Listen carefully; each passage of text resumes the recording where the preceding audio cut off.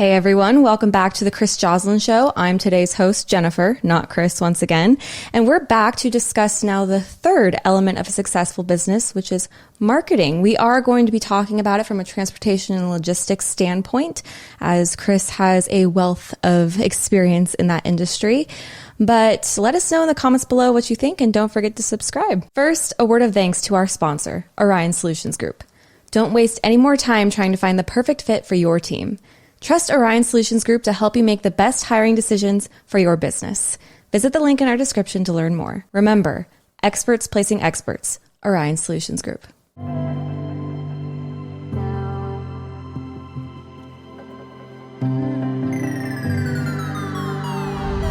Chris, how are you today? I am doing well. How about yourself, Jennifer? Pretty good. I'm really excited for this one, actually. Marketing. Yeah, we talked about strategic planning in the first episode, and then we talked about leadership. And now marketing, I feel like from the transportation and logistics industry is kind of an interesting topic. It may not be exactly what you first think about with some of the, quote, older generation, we're used to just word of mouth, right? Are you talking about me? Is that what you're talking about? Yes, maybe, you are. Maybe. No, but you're absolutely right. It's an evolving topic, certainly. Now, how would you define marketing from the context of supply chain management? I think that the definition of marketing is going to be specific to the type of, not just industry you're in, but the type of segment of the industry, transportation-wise, that you find yourself involved in. Stepping back just for a second, I think our very first episode was about strategic analysis or strategy in general. And I think that every single subject we talk about in this series, you should apply some form of strategy or strategic thinking or planning to that subject, including marketing. Because marketing is often conflated or collaborating with a sales organization of sorts. So when I think of marketing in general, I think of, it's probably the very first thing that I think about in terms of a business structure. And I'll tell you why, because there are two kinds of companies out there in most industries. That this is my viewpoint, of course, and my opinion. And that's what this is about. That's why it's the Chris Joslyn Show, right? That's right. But my opinion is that if you have something very, very unique, a product and or service that is unique in an industry, maybe you've built a platform of some kind that nobody else has, or you have proprietary techniques or information that you can sell to a customer one way or another. If that's true, then you need to know how to either manufacture that project or uniquely identify what that service is and arrange an operation around that that's very specific to something that no one else has.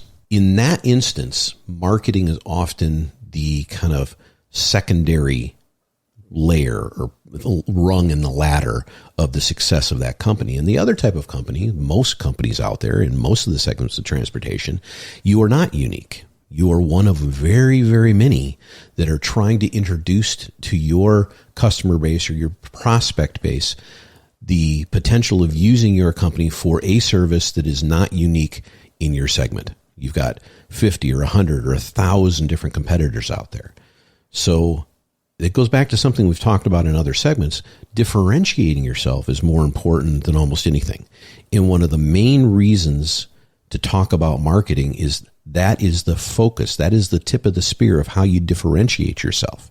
If you don't have a unique operation, if you don't have a unique service, you don't have a unique product, then you need to bring onto that tangential parameters that create an overall company that has key benefits to that customer. And that's what marketing is about. That's what sales and marketing is all about.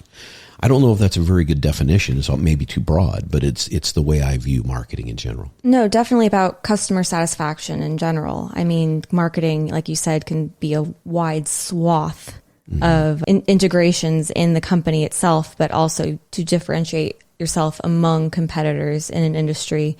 Like I said earlier, word of mouth is one thing, but also to reach out past your own influence in your own circle would be a massive beneficial factor. Actually, you've hit on a key subject, and maybe we'll get into this in one of your other questions as well, but the fact that you talked about the old school, the word of mouth school, still tremendously powerful. There is nothing better than getting a positive referral.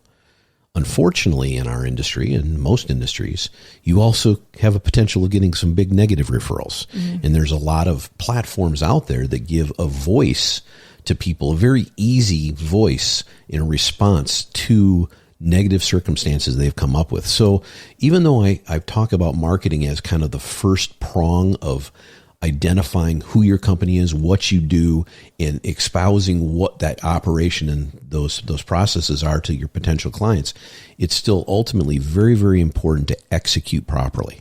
You have to execute the operation properly. If you don't, all the marketing in the world just ends up looking like kind of sales speak, kind of stuff that doesn't matter as much. You get out to the world in a marketing sense, what you need to broadcast and who you are, and then you must execute on what you have offered. Right. And you mentioned executing properly these marketing strategies. How exactly would you measure the success of these marketing strategies? I mean, of course, there's things like data gathered from social media platforms, for example. They usually can congregate that in a pretty succinct report almost that you could go over with your team.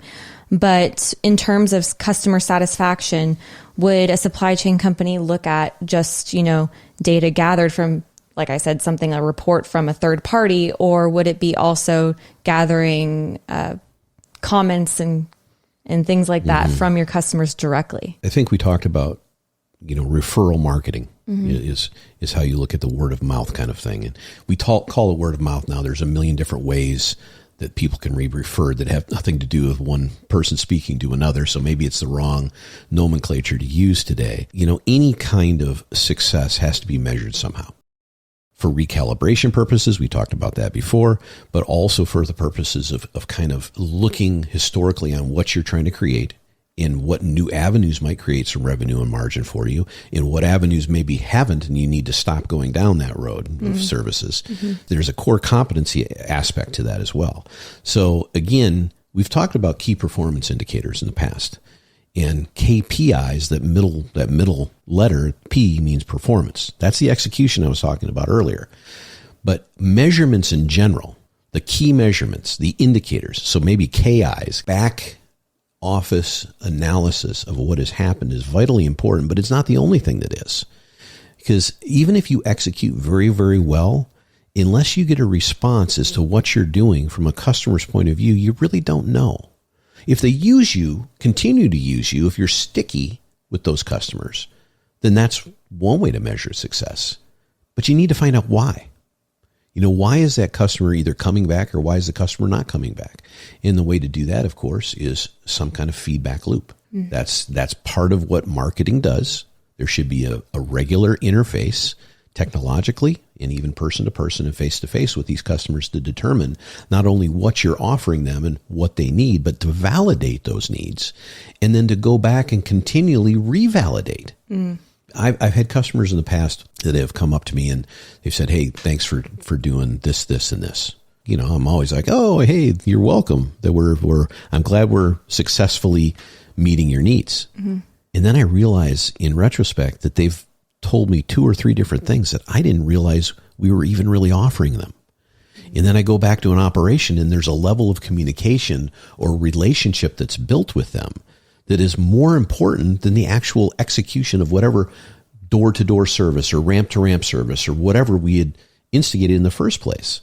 And years and years ago, I was in some sales marketing training. I won't give the name of it now, but the technique was really that any company should integrate into its potential client base, or even trying to grow organically with the client base you have, on a three levels.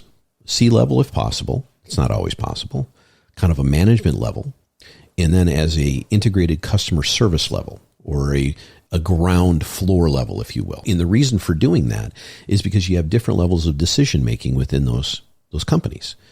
C-level is looking at some numbers and trying to guide the ship and move it over time to a position that's better for whatever the constituent of parties that have a stake in that game, stakeholders, shareholders, stakeholders, whatever the case may be. Management level is more looking at, we have a number of personnel that are organized around one function of my company, the company that's a customer of the transportation company that is. Maybe that is somebody that's built their team around manufacturing. They have several important things to them. Then there's another team that's built around the supply chain. And then there's another one that's built around CT-PAT. And there's another one that's built around international shipping. And there's all kinds of these different things. So it's very important to have that level. And then there's the boots on the ground level. The people that execute on a day-to-day basis via email, via WhatsApp, via text, via in any number of ways to communicate back and forth between the customer and the vendor. And that relationship tie on all those levels is very important, and it's what gives you the feedback loop so that you can measure your success. Sometimes the success is simply gaining market share over your competition. Sometimes the success is turning a relationship in one segment of your business into a relationship in multiple segments of your business. So again, that always goes back to what the company you're working for or with, or that you own or that you're trying to develop is looking to accomplish in the first place. Yeah, you mentioned, for example, well, we've touched on it a couple of times, but you mentioned reaching out on WhatsApp and those sort of, maybe they seem archaic today in 2023, but, not long ago, they were huge technological advances, and we're only continuing to advance, every month it seems like something else comes out. How would you say a marketing team in your supply chain organization should stay in touch or in tune with this ever-evolving market and the strategies that you could implement to gain or grow your business? It's a really interesting question, and it's real important. It goes back to, I think, the very first statement that I made, talking about if you have a uniqueness about what your offering is. When you have a uniqueness about what you're offering, then you have the ability to request that your potential customers fit into the box that you've created. That box can be the widget, the service that you created. It also can be the ways to access that. You have a particular transportation management system. You have a particular way that you communicate through one application or another. Maybe it's Google versus Microsoft. Maybe it's Slack versus WhatsApp. I mean, it could be any number of things. But because you have a unique thing that is needed and is scarce, this goes back to the simple business element of supply and demand, scarcity. When you have a scarce or unique element that you're trying to sell, number one, you can demand higher dollars for that typically. And you can demand, and maybe demand's the wrong word in this case because we're talking about marketing, but you can demand that your customer base fit into the round hole you've created, even if you are a square peg. Opposite of that, if you really focus on marketing being the primary element of what you're trying to create as a company, because there are companies that are operation companies that market. That's the unique ones. There are marketing companies that then execute operations. That's really where the rubber meets the road, in my opinion. And you have to be nimble enough to utilize the applications that are going to benefit your particular customer more than it's going to benefit you. You've got to be nimble enough and malleable enough to use WhatsApp or regular texting or, Facebook Messenger or Slack or Missive or 365 or any other proprietary transportation management.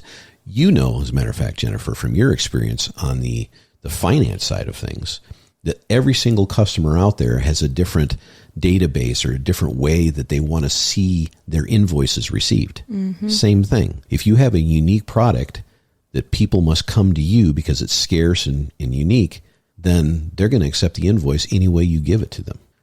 If you don't have a unique product, then they're going to demand that you fit into their box. Correct? So adhere the nimble logistics episode attitude. Number, I'm not sure. Something or another. You have to go back in the catalog. If you look back on get Jaws Bites, JOZ-BYTES, you will see it's something called nimble logistics. And that was really more tailored to, interestingly, around a broader systemic changes that occur in the transportation supply chain field. Things can be very chaotic, tumultuous. It's like, it's the difference between canoeing down a little stream or getting a class 5 rapids and trying to run them, right? And there are companies that know how to navigate both. and they're extremely successful if they can. The supply chain industry does have a lot of ups and downs, specifically in the last couple of years, which I think anyone who's read a newspaper could probably attest to.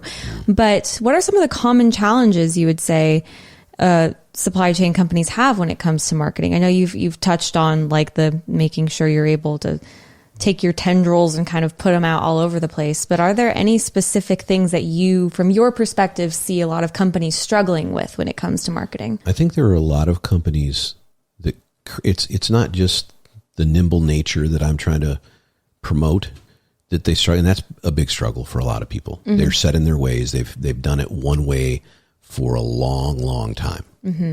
Maybe the management, maybe the ownership doesn't want to break out of whatever mold that is, right? But on the other side of that, I think one of the biggest challenges today is that there's generational changes. There are things, broader things to talk about that is changing the definition of what supply chain really is. Marketing, this goes back to, and I've said this before, I love that visual that supply chain gives. All these links in a chain between two ends of whatever we're talking about. Marketing is not one of those links. It's just not. It's weaved throughout all of them. That's one of the most important things that I think people have to recognize. Every single link in that supply chain has an element to it that must help it adhere to the next link. That link is two things, really: operational execution between the elements of each link, but also the ability to understand the needs, the validated needs, because there's a big difference between just needs and validated needs. A lot of people tell me what they need from a customer standpoint. In doing this as long as I have, I kind of know what they need and don't need, for the most part, if I'm selling a certain type of service. The other part of it, though, is to validate their needs. Because if somebody tells you what they need as a customer, they're going to give you a laundry list of all the things it really comes down. It's probably the better way to look at it is there's wants and there's needs. You know, everybody wants everything they can get, and they want that price point to be as low as possible to fit in all those things. And that equation just doesn't work. The equation needs to be a give and take. And it needs to be, again, all those links in that supply chain, and the vendor's a link, and the supplier's a link, and there's all kinds of vendors, and then there's the manufacturer that's a link. There's a distributor in one country and another that's a link. There's links all, and they have to be intertwined together by some element of marketing throughout that whole thing. That is the I talk about this before. That is the harmonics of our industry. It would be way better if you look at international shipping. There are certain things that every country in the world will look at on their orders, their distribution orders, that will be same across multiple countries. That's called harmonics. The ISO standards, the International Standards Organization, has come up with those over the course of many, many, many years so that things could talk to each other. In the United States, there's more of that has to be done. But the thing right now that ties these elements together, that patches these things together, that allows that supply chain to have any kind of coherence is the marketing element. Yeah, I see what you're saying with the link. I love that visual representation that you're talking about. I think it's a really excellent piece for anyone who doesn't know anything about the supply chain. You can really see, just to get the apple that's sitting on your table in your kitchen there right now, it took a lot of people to get it there, including the person who picked it off the tree all the way to the grocery store you bought it from. But in considering marketing, are there any emerging trends that you're seeing in the supply chain industry and where companies are starting to really compete to get eyes? I mean, obviously there's social media, but is there anything specifically that you're seeing right now? I think it goes back to differentiating yourself again. I think it goes back, and I started to say this and I went off on a trail, as I often do. And I think that there needs to be more and more youthful invigoration or reinvigoration of the industry. I'm not one of those people, though I have some foresight into a lot of the things I believe can be successful. So I think it's a combination often. You need people with history and acumen in a business that understand kind of the complexities of it from a certain level. But then what you need is an inflow of new energy, not just from youth, but I'm talking about energy from new applications, new platforms, a new understanding of going about marketing. When I first got into the transportation business, I would spend 2 days in the office. One was writing proposals and the other was making appointments. The other 3 days I was out of the office in front of customers. In the transportation industry, at least, that is very, very difficult to do today. There's people wearing a million different hats at these organizations, and they just don't make the decision on whether to use you or somebody else for this one element of their transportation. And typically they're not going to pick up a phone because nobody's using the phones anymore as well. And I know that seems very archaic to someone like yourself, perhaps. Wasn't that long ago. And 30 years from now, it'll be a whole lot different than it is today. So my whole point, though, is that there's got to be a different methodologies of contacting people, engaging with them, and, for lack of a better way to put it, creating a hook that differentiates you from all the other noise that's out there. And it's a very, very difficult thing. I'm not sitting here saying I have the answer to that. I'm just saying that that's what you need to consider going forward. You need to consider what part of what you do as a company is different than your competitors. Where are your strengths? Where are your core competencies?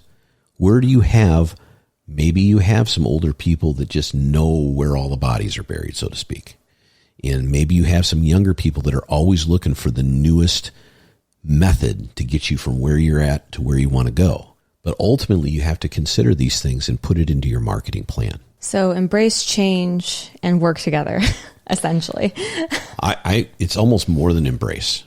It's embrace, and sometimes you just have to swallow change you don't want to swallow. You have to be willing enough not just to accept that change is happening out there, but to look at it and say, how does it happen here? Seek it out. Yeah. Very nice. Embrace change, seek it out. No one likes to hear those words in their own personal life, but in business, that's what we have to do, right? You know, if you're not changing, you're dying, right? Isn't that an old saying? There you go. And in this business, as in most, you're only as good as your last year or your last quarter or your last whatever. And that is the truth. You have to be willing to look at things at a different angle, understand that some of the stuff that's worked forever will continue to work forever. But that's only some of the stuff.